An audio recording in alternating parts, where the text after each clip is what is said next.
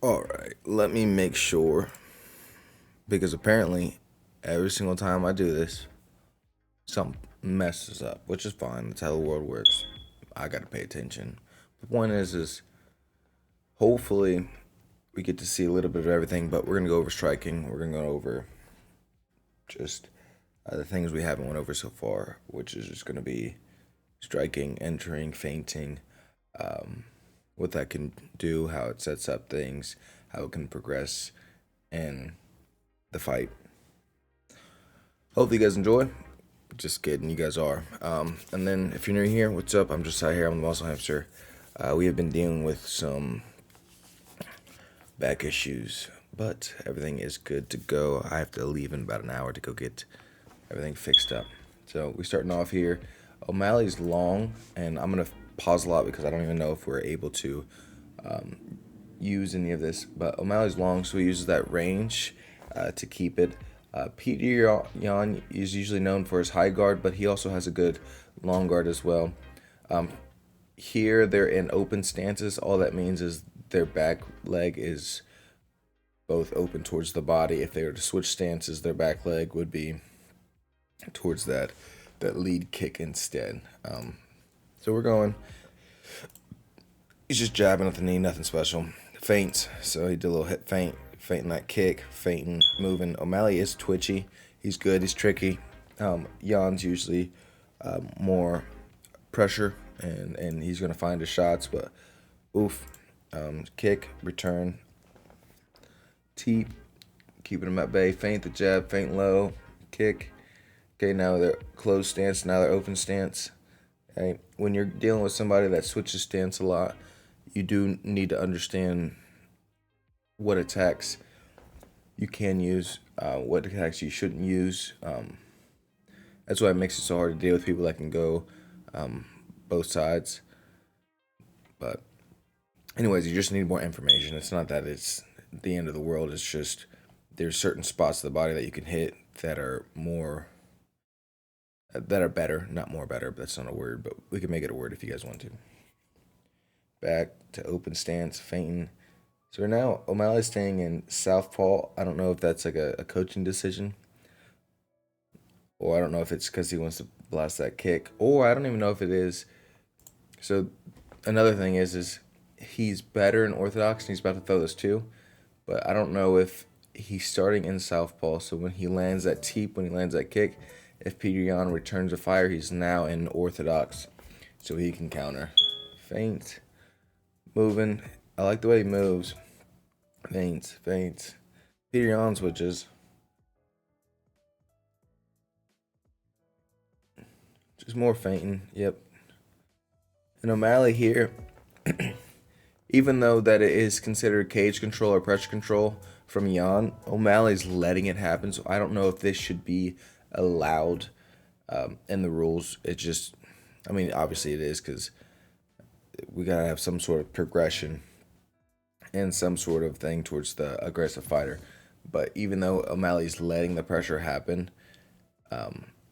Yan is getting points from control time, pressure time, back against the fence time, however you want to think about it. And O'Malley's just setting him up, patient. He's kind of like lulling him to sleep with the feints because O'Malley's so quick that he can get back in there. But using these feints, he's not just feinting and staying in place. He's feinting and moving. Use your feints for more than one thing. I went over this with one of my buddies the other day, but you don't just feint to feint. You don't just feint to try to trick your opponent. You don't just feint to fake a shot. No, you're feinting to adjust your footwork. You're feinting to enter into range. You're feinting to exit out of range. You're faking to make your opponent hesitant. You're faking for multiple reasons. If you don't find a reason, you're gonna have to find another tool for that. So if you don't have a reason to delay your opponent, you're gonna have to use another tool for that. Obviously, you should jabs, your teeps, your prodding weapons, but you still want to have your feints be used for multiple things. Yep. Good front kick to overhand. A lot of hand fighting. High guard. Love you, Bubba. Says right here. He's reaching out. Boom, feints. Kick. If he would have went high, that would have been dirty.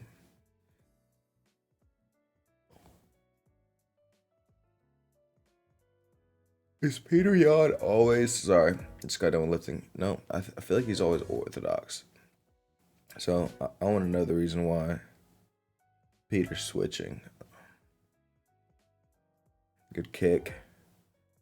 Okay, and then just going back. No, we'll probably only do like one round of this just because I'll be talking so much. So, I'm pretty sure the ref yelled at one of those guys or both of them for keeping their fingers extended.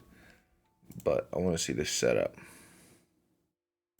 Okay, I think he feints it, and I think it goes low. Maybe. No, just times it. Okay, good 1-1-2. Good teep. Good slip.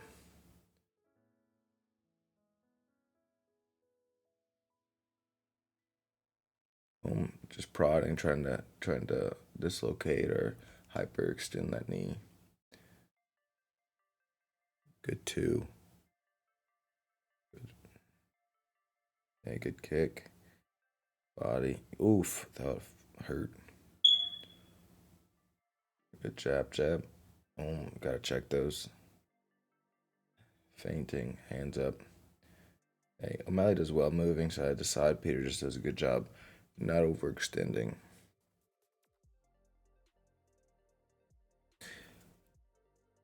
Good shot. O'Malley's threatening a switch. No longer threatening a switch. So just going to knee. And before we get into grappling, when you are fighting, when you are grappling, when you're really realistically doing any martial art or any sport, the goal is to get your opponent out of position. Whether that's out of hand position, whether that's out of head position, whether that's foot position, whether that's positioning on a field if you're playing football or basketball or whatever. Like the goal of every sport, of every martial art, is to get your opponent out of position. Some people do the mental position as well. So if you can get you out of the wrong, or get you out of your right mind state, and now you're playing angry or fighting angry, or you're fighting in a way that you're not used to dealing with, that's still a goal as well. So the goal is to get your opponent out of position. Continue. Yes, my fire detector the batteries need to be changed. At this point, you just get used to it. Okay, good hand positioning. He's either going to arm drag this, or he's going to take this under and get the underhook. Yan's hand, if it's not going towards the hip, it's going to be hard to. He's going to have to enter into a clinch or drop back down to this leg. But he allows the hand to go back towards the cage. O'Malley's doing a good job, but he has an arm drag threatened. I would be scraping my back against the wall to kind of cheese grate this hand out of the way. And then he has this arm drag threatened, and then he can kind of just get off the cage here. Good clinch. Like I said, he's either dropping down or entering back in clinch. O'Malley's getting right to work. Gotta be careful. Good, just keeping range. Prodding attacks. Feinting. Now when he does that little reach around, it's almost like he's baiting. So it's the opposite of a feint. Like he's feinting bad position to try to get his opponent to strike, because he does well in countering. Moving, hands up, jabbing, bouncing. Good overhand. I don't really think he threw it full power. I think he's just entering in. Oh. Okay, dropping back to the wrestling. Good. And even though Yan is not really needing to grapple, even though it's kind of like anybody's round, it does open up opportunities for striking. It does make him seem like the aggressor. And if he gets O'Malley down, it's definitely going to win him the round. So whether it is to open up a striking later, whether it is to get top position and control his opponent and then try to win the round like that, short and long term, it's not a bad idea to mix it up. You want to be able to mix it up. Otherwise, you're just taking opportunities or weapons away from yourself.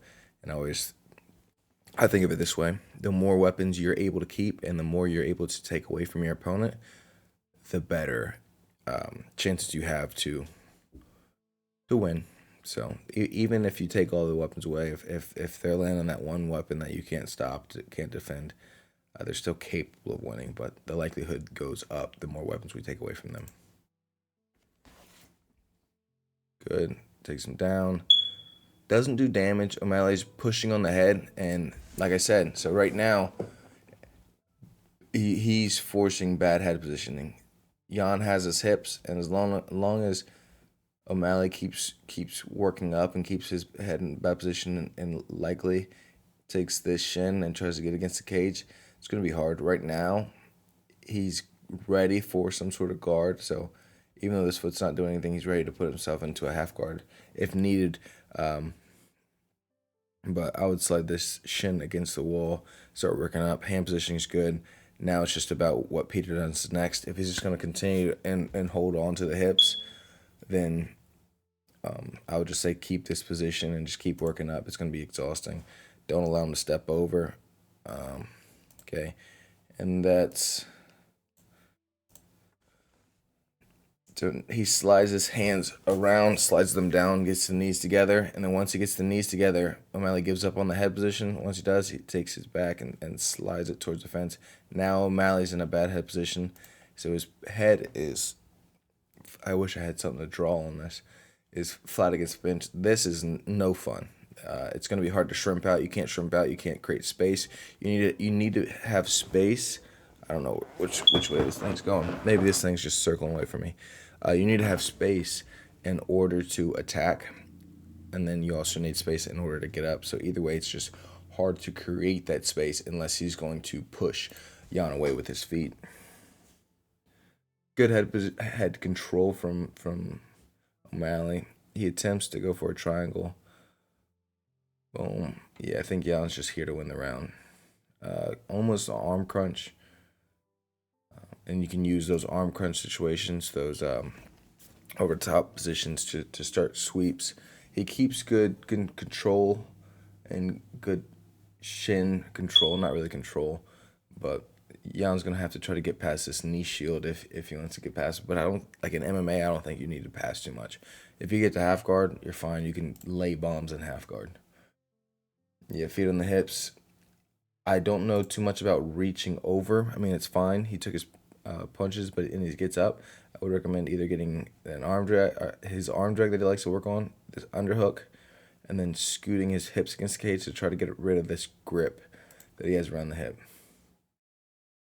Yep, good arm drag, good too, and he gets right to work. So even then, you have to give the control time to Yan, and he did a little bit of damage, but it's not something insane to where like we know exactly who won the round. But I don't think Omalley here gets to chill.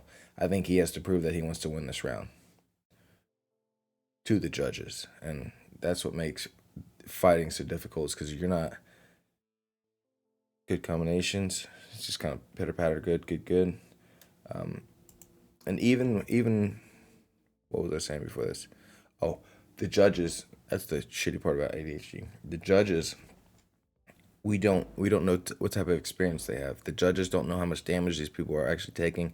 Everything's based off of perception. So as they're watching these fights, you have to maintain poise. You have to maintain just being in a good posture the whole time, because they're watching body positioning, they're watching facial structure, they're watching everything, and you have to make sure that you're in control, because if you're not, then they could take that as, oh, that hurt, or they can take that as this, oh, this person almost got finished. However it is, it just, you're, the whole,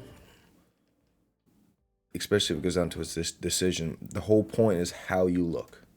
Ooh, did that look like it hurt? Because they don't know. So unless they have some sort of monitor inside of the gloves or the hands or whatever, which I guess you could definitely do, to see how much force is being put out when they make connections, then they don't know. Now they're guessing. So everything's based off of perception. So you have to make sure whenever you are participating in a fight that's being sanctioned, that you're maintaining control. Not to mention that it helps deter your opponent if you're keeping control as well. Because the moment you start flinching, the moment you start giving up these things and show a little bit of good takedown, show a little bit of just hardship that it's getting to you, your opponent could take that. Close fight, close round, realistically. And I think the big things we went over is just feinting. I think we went over a little bit of grappling, but not much. Foot position. There's a lot to go over. But let me know if you guys want to make a round 2 of this. Either way, I appreciate you guys. I know that when this is set up, it's going to be very difficult for us to not pause as much as we do. And that's just how everything works. But I appreciate you guys. Deuces.